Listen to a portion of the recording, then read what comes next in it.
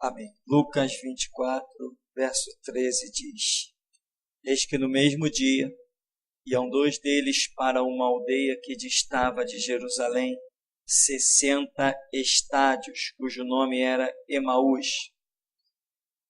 Iam falando entre si de tudo aquilo que havia sucedido. Aconteceu que, indo eles falando entre si, fazendo perguntas um ao outro, o mesmo Jesus se aproximou e ia com eles.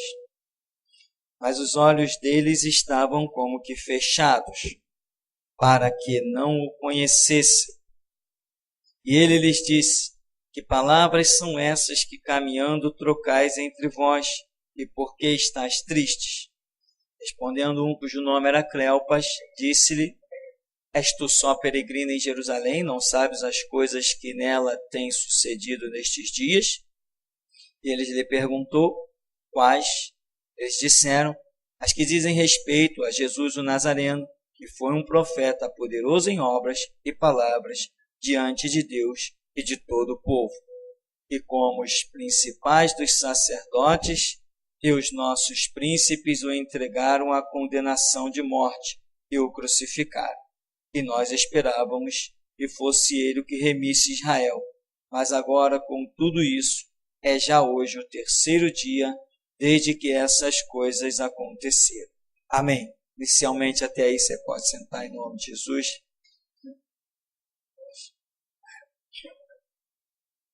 A nossa passagem conhecida dos discípulos ao caminho de Emaús. E qual é o nosso tema? O nosso tema é as situações na hora das provas, ou quando as coisas, na verdade, não são bem aquilo que nós pensávamos ou imaginássemos. Nós sabemos que esse é o dia em que Jesus ressuscitou. E ele sabe que tem 2 discípulos seus indo para um lugar distante, fora dos projetos dele.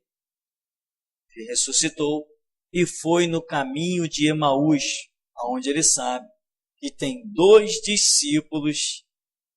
E quem sabe, se ele não tivesse ido nesse caminho de Emaús, talvez esses homens nunca tivessem voltado para o centro da vontade de Deus. Na verdade, é Jesus o que busca a ovelha perdida. Não busca a vida toda, porque respeita o nosso livre-arbítrio, mas busca. Ninguém se perde sem primeiro ter sido visitado pelo Senhor Jesus. E como é bom saber disso. Então eles vão no caminho de Emaús. Iam falando entre si de tudo aquilo que havia sucedido. Aconteceu que, indo eles falando entre si e fazendo perguntas um ao outro, quer dizer, o papo está bom, o mesmo Jesus se aproximou e ia com eles. Os olhos deles estavam como que fechados, para que não conhecessem. E Jesus diz o que no verso 17? Que palavras são essas que caminhando trocais entre vós? E por que estáis tristes? Aí respondendo um, diz: Você é peregrino? Você não sabe as coisas que têm acontecido? Ora, Jesus fala: O que é isso aí que vocês estão falando? O que eles estavam falando? Eles vão dizer do que eles estavam falando. Das coisas que dizem respeito a Jesus de Nazaré.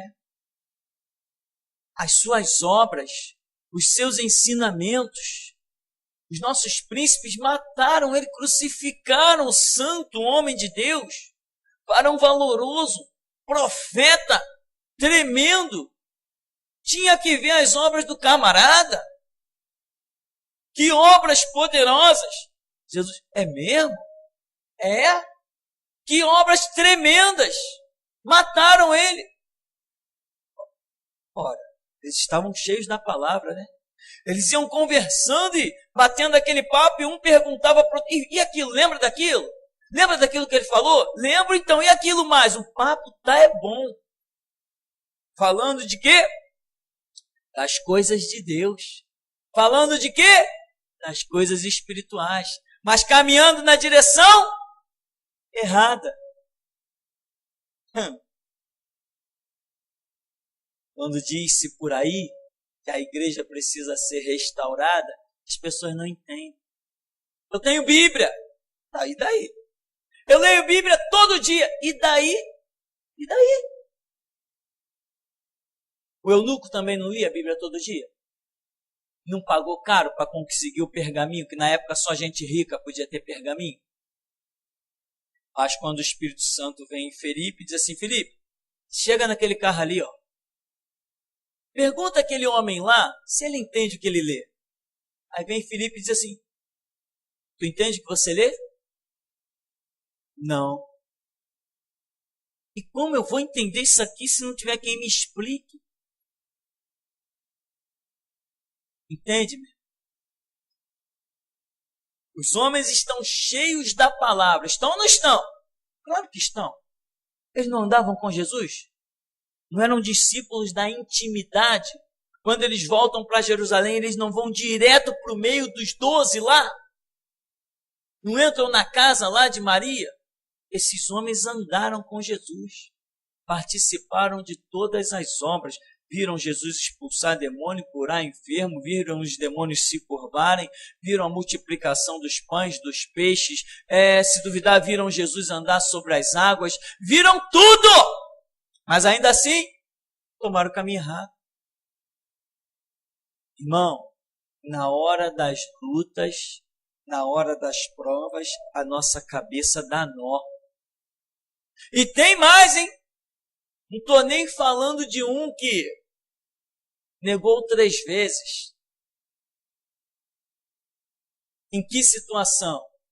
Não tinha Jesus morto?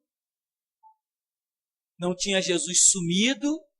Não, lá está ele, diante dos meus olhos. E eu estou dizendo, eu nunca vi esse cara. Eu não conheço, mas ele está ali na minha frente. Tu é que nem um deles, né? Tu fala que, não, eu não conheço esse homem aí não. Aquele cara ali que eu estou vendo, eu não conheço ele não. Caramba. Aquele que, Senhor, é tu mesmo vindo sobre as águas? Me manda ir ter contigo. Vem. O único homem que vemos na história que andou ali sobre as águas no ministério de Jesus foi o que olhou para Jesus e disse, eu não conheço ele. Por quê? Um medinho bobo, né? Na hora da luta, na hora da prova. Irmão, cuidado. Na hora da luta, na hora da prova, é justamente o momento que Deus está preparando para saber se você vai adiante ou não. Todos nós somos tentados, mas nunca além do que podemos resistir. Por isso a Escritura diz que nós somos mais que vencedores. Ou seja, não existe nada que me possa fazer cair. Todas as provas e tentações que vierem sobre mim, o meu Deus já mediu as minhas forças e viu que eu sou vencedor. Mas ainda assim, os seres humanos caem. Dia a dia. Por quê? Eu não sei por quê. Eu não sei por quê. Eu sei que eu peço misericórdia a Deus. Quem sou eu? Não estou aqui querendo examinar o cérebro de ser humano nenhum. Mas olha Pedro. Olhando para Jesus, tanto que a Bíblia diz que quando Pedro nega, Jesus só levanta os olhos para ele. Então estava um na direção do olhar do outro. A Bíblia diz que Pedro negou a 3ª vez, o galo cantou e Jesus levantou os olhos e olhou para ele. E diz que Pedro saiu dali e foi fazer o quê? Chorar amargamente. Irmão, às vezes chorar amargamente resolve, mas nem sempre resolve. Não resolveu para Judas. Resolveu para Pedro? Resolveu para Pedro, mas não resolveu para Judas. Agora, Pedro não viu lá no Getsemane, A quem buscais? A Jesus de Nazaré. Sou eu. Caiu todo mundo por terra. Pedro não estava lá quando os soldados vieram, cercaram Jesus e tinha uma barreira, não conseguiram chegar até Jesus, não conseguiam prender, ficaram abismados com a palavra de Jesus e voltaram. Pedro viu tudo aquilo. Pedro serviu dos pães e dos peixes que foram multiplicados. Pedro viu tudinho. Está acompanhando Jesus de perto. Pedro era o braço direito de Jesus. Pedro era o homem. Pedro era o homem. Tanto que as pessoas depois dizem assim, não, verdadeiramente ressuscitou o Senhor. Ele já apareceu a Pedro. Enquanto não tinha aparecido a Pedro, tudo era um mistério. Mas quando Pedro diz assim, não, eu também vi o Senhor. Pô, acabou o mistério. Esse aí é o braço direito do homem. Mas o que acontece? Na hora da luta, as coisas mais evidentes e óbvias espirituais podem sofrer um abalo terrível. Nós temos que levar a sério a nossa vida espiritual e nos preparar para coisas realmente catastróficas que possam vir sobre nós. Já sabemos de antemão que a vitória é nossa. Já sabemos, não interessa o que vai acontecer. No final, quem cantará o hino da vitória somos nós. Não tem jeito. Por quê? Porque Deus é comigo. E acabou a história. Decapitado, esquartejado ou esmiuçado, a vitória é minha. Ninguém tira ela se eu não largá-la. Mas quando Pedro está olhando para Jesus, depois de ter caminhado com Jesus, vem uma pressão sobre ele, Jesus está ali diante dos olhos dele. Ele sabia muito bem quem era aquele homem, o que aquele homem poderia fazer, como ele poderia derrubar todo mundo, como ele tinha derrubado mais 2 ou 3 vezes lá no Getsêmani. Ele sabia muito bem como esse homem era poderoso, porque ele viu a legião de demônios que foi neutralizada lá naquele gadareno que andava sobre os sepulcros. Ele sabia muito bem o poder desse Deus, mas ele não teve esperança suficiente para não negar a Cristo. Jesus está vivo, está diante dos olhos dele, e ao invés de ele esperar que a qualquer momento Jesus fizesse alguma coisa, não, ele nega, eu nunca vi esse cara aí. Eu não conheço ele não. Mulher, tu tá louca. Eu andar com ele? Não, eu não andei com esse cara não. Eu nunca vi esse homem na minha frente. E Jesus não estava nem morto, estava ali, diante dos olhos dele, quietinho, sentado na presença dos soldados. Por quê? Porque na hora das provas, ou quando as coisas estão acontecendo de forma que nós não tínhamos imaginado, irmão, e essa é uma frase poderosa. Prepare-se para suportar as coisas que você nunca imaginou. Como? Com confiança em Deus. Examina a sua vida. Você anda com Deus? Você teme a Deus? A Bíblia é a sua única regra de fé e prática? Então Deus está na sua vida. Se Deus está na sua vida, não interessa o que aconteça, interessa que você não pode negar a Cristo. Porque muitas vezes é assim. Pedro não imaginou aquela situação. Ele recebeu a revelação, tu és o Cristo, tu és o Filho do Deus vivo. Quem deu essa declaração jamais? Quem reconheceu isso jamais? Tu és o Cristo, Filho do Deus vivo. Mas na hora da pressão, esqueceu que ele era o Cristo, Filho do Deus vivo. Esqueceu que ele multiplicava os pães e os peixes. Esqueceu que ele derrotou vários soldados no Getsêmani sem levantar a mão ou sacar de espada. Esqueceu que ele colocou a orelha do Malco no lugar. Esqueceu que ele andou sobre as águas e ainda mandou Pedro andar. Esqueceu de tudo. Então, meu irmão, prepare-se para aquilo que você não pensou. Venha o que vier, haja o que houver, você tem que estar firme, você tem que estar de pé, confiante. Então seguem os 2 discípulos. Eles vão lá no caminho, mas os olhos deles estavam como que fechados para não o conhecessem, não identificaram Jesus, mas eles tinham a palavra? A palavra está com eles? Está. Jesus diz assim, que palavras são essas que caminhando trocais entre vós? E por que estás tristes? Olha cá, as palavras que vocês estão falando não combinam com esse semblante descaído. Que palavras são essas aí? Vocês estão falando coisas tão tremendas. Que palavras são essas? Mas por que vocês estão tristes diante do que eu estou ouvindo aí? Aí eles vão dar aquela bronquinha clássica em Jesus, né? Você não ouviu, não? Aí Jesus diz assim, quais maravilhas? Olha, que dizem respeito, Jesus o Nazareno foi profeta poderoso em obras e palavras diante de Deus e de todo o povo. Ué, então por que vocês estão tristes? Por que vocês estão indo para o caminho de Emaús? Ou seja, às vezes o entendimento falha. Por isso que não podemos brincar com vida espiritual. Porque o entendimento falha. Sabe? Às vezes o corpo não falha. Falha, claro que falha. Às vezes não tem uma mudança de tempo, você dá uma tontura e desmaia.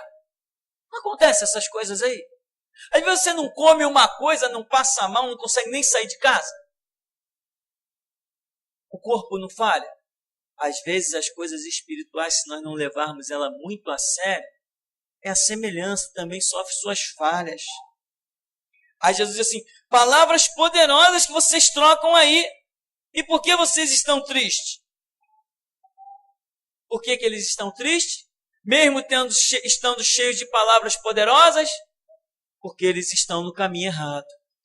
Mas eles estão cheios de palavras poderosas, mas estão no caminho errado. Amém, meu? Dá para você entender isso? Que tem muita gente por aí citando Bíblia de capa a capa, mas está no caminho errado? Muita gente está se iludindo com o seu próprio conhecimento, porque quando começa a falar, à sua volta todo mundo se cala. Quando começa a falar, todo mundo o rodeia, todo mundo o exalta. Convida ele para pregar nas igrejas. Convida ele para orar. Convida ela para falar. E muita gente se ilude. Está cheio da palavra sim, mas está no caminho errado. Pelo menos é o que o Espírito de Deus me ensina nessa lição. Que eu posso estar cheio da palavra, falando de uma maneira que impacta todo mundo, e ainda assim estou tomando o caminho de Emaús quando deveria ir para Jerusalém. Aí ele diz então, vamos seguir a nossa leitura. Verso 20. Como os principais dos sacerdotes, nossos príncipes, o entregaram à condenação de morte e o crucificaram. E nós esperávamos que fosse ele o que remisse Israel. Mas agora com tudo isso, é já hoje o 3º dia desde que essas coisas aconteceram. Ou seja, nossos príncipes sacerdotes tal, entregaram à morte tal. Ou seja, aconteceu tudo contrário à nossa expectativa. Não era isso que nós imaginávamos. Ou seja, Deus traçou planos errados. Ou seja, alguma coisa não deu certo. Ou seja, enfim, tem coisa errada nisso aí. Não era isso que nós imaginávamos. Ele foi, o entregaram à condenação de morte e o crucificavam. Nós esperávamos que ele viesse remir Israel. Mas já tem hoje são 3 dias que todas essas coisas aconteceram. Ele não remiu Israel nenhum. Ele está lá socado dentro de um túmulo, já são 3 dias que ele está morto, quer dizer, está acabado, não tem mais. Ou seja, irmão, as coisas espirituais são projetos de Deus e podem acontecer de forma diferente daquilo que você espera. E às vezes, se você não estiver pronto para coisas fora do seu alcance racional, você pode não ir adiante. Por quê? Porque Deus não é obrigado a agir de acordo com o que você pensa. Deus não é obrigado a agir dentro do que o seu cérebro capta. Não, às vezes você não está entendendo certas coisas. Quando as coisas fogem do seu domínio visual, elas têm que ainda estar dentro do seu domínio da fé. Pela fé é que nós venceremos. Esta é a vitória que vence o mundo, a nossa fé. Se eu creio num Deus poderoso, que nenhuma folha cai da árvore sem que a sua permissão seja dada, se eu creio num Deus poderoso, que até os cabelos da minha cabeça estão contados e nenhum deles perecerá, se eu creio, então o mundo vai cair, os rochedos vão me sepultar. Eu aguardarei no Senhor, eu elevarei os olhos para os montes e o meu socorro virá do Senhor. Eu atentarei nas mãos do meu Senhor até que Ele tenha misericórdia de mim. Então, as coisas às vezes acontecem de forma que nós não esperamos. Por exemplo, quando ficamos presos por 18 dias, eu só fui entender muito bem aquilo quando já estava lá preso na Polínter. Só lá, quando já estávamos lá dentro da Polínter, é que eu parei, examinei a minha vida e disse assim, será que é esse mesmo o plano de Deus? Examinei a minha vida e disse assim, estou limpo. Tem nada na minha mente me acusando. Então Deus vai agir, seja como for, Ele fará a vontade dele. Descansei. E Deus não agiu? E Deus não fez aquilo que realmente surpreendeu todo mundo e mostrou para os nossos inimigos que verdadeiramente Deus quem tem somos nós? Então, mas, em princípio, quando a grade se bateu da primeira vez, treque! O meu ser virou um redemoinho. Por quê? Porque Deus estava agindo de forma que eu não esperava. Eu não estava esperando ser preso. Foi surpresa. Apesar de todas as revelações que teve nesse lugar, ainda assim eu fui surpreendido, porque sou um ser humano. Então os dois no caminho de Emaús estão cheios da palavra, mas pegaram o caminho errado. Jó está cheio da palavra e do temor, e ele poderia ali ter tido a chance de blasfemar contra Deus quando Deus permitiu que o diabo arrancasse tudo dele e o deixasse enfermo. Porém, ele resiste e ele diz, não, o Senhor Deus deu, o Senhor Deus tirou, louvado seja o nome do Senhor. E no meio da luta e no meio da prova, ele diz assim, eu sei que o meu Redentor vive e que por fim se levantará sobre a terra. Ou seja, as coisas aconteceram de acordo com aquilo que Jó esperava? Não! Jó estava esperando que o diabo fosse lá e tocasse na sua carne? Não! Jó estava esperando que entrasse um vento de Satanás, arrancasse as paredes e a laje, o telhado da sua casa, soterrasse os seus filhos? Não! Jó estava esperando que caísse fogo do céu e consumisse os seus rebanhos? Não! Mas ele declarou, eu sei que o meu Redentor vive! Então te prepara, irmão. Te prepara para que o telhado caia, para que teus rebanhos sejam consumidos, para que as grades se fechem, porque você vai declarar, eu sei que o meu Redentor vive! temos que nos preparar para as lutas, para as provas, porque é nelas que nós precisamos ficar firmes. Já sabemos que Deus é poderoso. Já sabemos que podemos sentar à mesa vazia porque Ele coloca, Ele nos serve. Está escrito e é assim temos vivido. Já sabemos que nenhuma folha cai da árvore se não for da vontade do Senhor. Já sabemos tudo isso. Mas e se nem tudo isso ainda for o suficiente? Aqueles homens viram Jesus andar sobre as águas. Viram a multiplicação dos pães e dos peixes. Viram tudo. Vamos seguir então?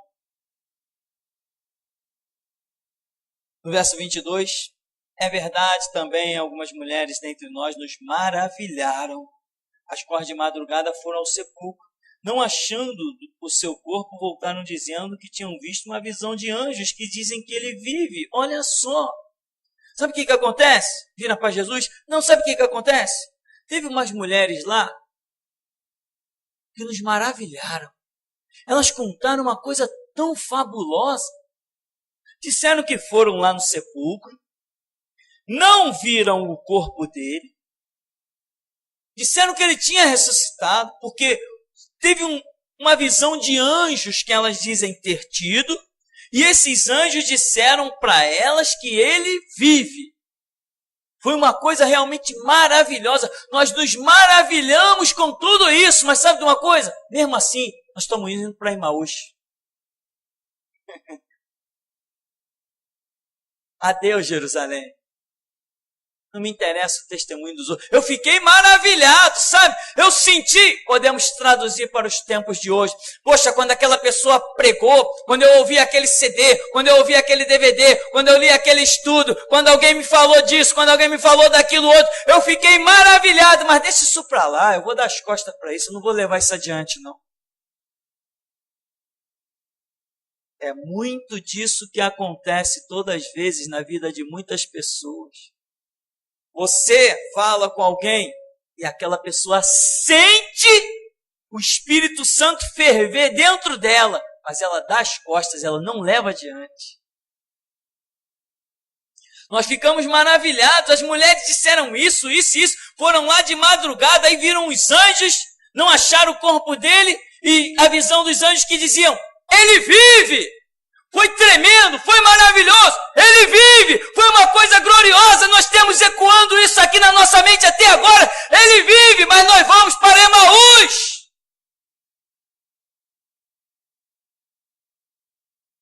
Irmão, é um perigo muito grande e faz parte das provas dos cristãos, as coisas acontecerem de forma que nós não esperamos.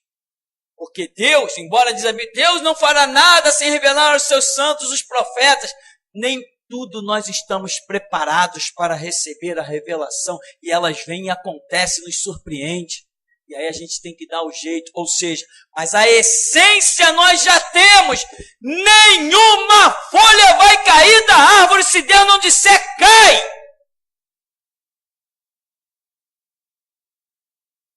Aí ele diz... Alguns dos que estavam conosco foram ao sepulcro, acharam-se assim como as mulheres haviam dito, porém não o viram.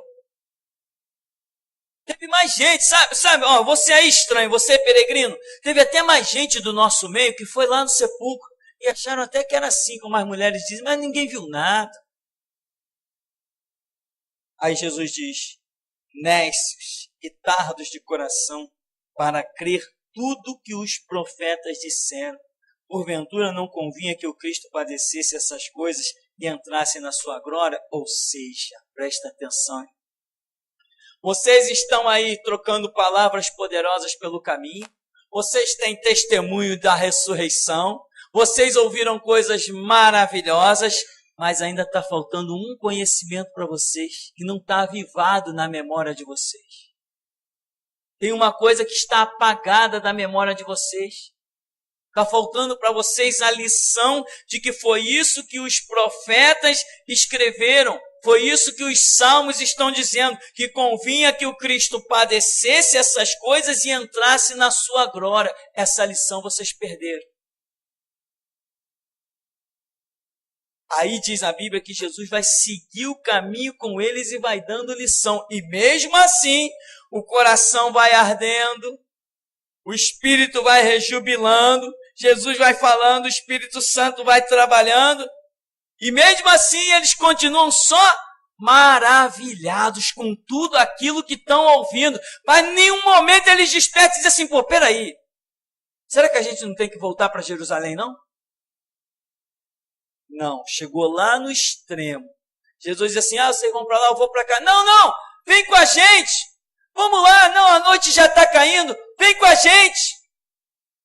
Ou seja, você aí, um homem comum, um homem qualquer, você que sabe a Escritura, irmão, muita gente olha para Jesus e vê ele apenas como um homem comum. Não vê ele como filho do Deus Todo-Poderoso que andou sobre essa terra. E aí não é o bastante para alcançar o que tem para alcançar e vencer o que tem para vencer. O Jesus homem andou conosco. Hoje nós não servimos um Jesus homem. Servimos um Jesus Deus. Então ele diz assim, não, vem conosco. Fazem um convite natural. Muita gente está vivendo assim, convidando Jesus naturalmente. Não tem os olhos corretos da pessoa do Senhor Jesus.